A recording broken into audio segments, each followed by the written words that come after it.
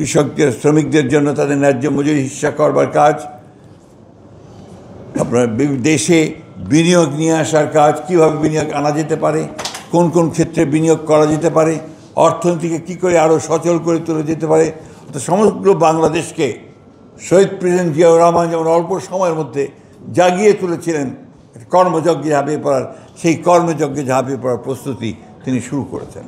Extreme মশার coil plant fibre দিয়ে তৈরি, ডেঙ্গু, চিকুনগুনিয়া বাহি সহ যে কোনো মশার বিরুদ্ধে দেয় এক্সট্রিম সুরক্ষা।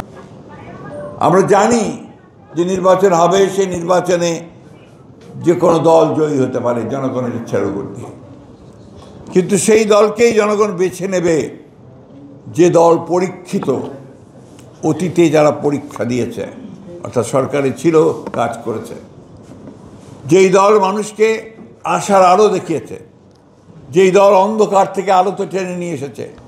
শহীদ প্রেসিডেন্ট জিয়াউর রহমানই এই দেশে প্রথম সংবিধানে বিসমিল্লাহির রহমানির রহিম সংযোজন করেছিলেন।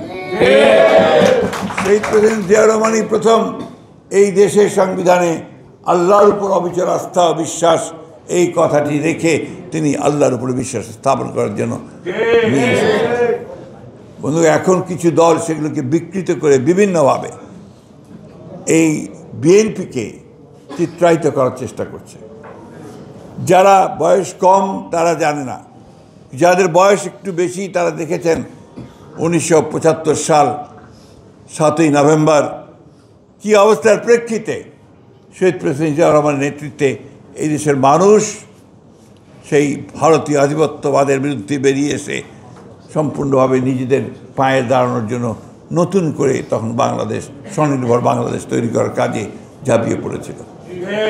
ঠিক একইভাবে আজকে আবার, আমি বক্তব্য দীর্ঘ করব না, আজকে আবার আমরা সবাই এক হয়েছি যে আমাদের নেতা তারেক রহমানের নেতৃত্বে আমরা অবশ্যই বাংলাদেশকে আবার একটা স্বনির্ভর, আত্মমর্যাদা সম্পন্ন একটি বাংলাদেশ, যে বাংলাদেশ বিশ্বের দরবারে মাথা উঁচু করে দাঁড়াবে, সেই বাংলাদেশ নির্মাণ করতে চাই।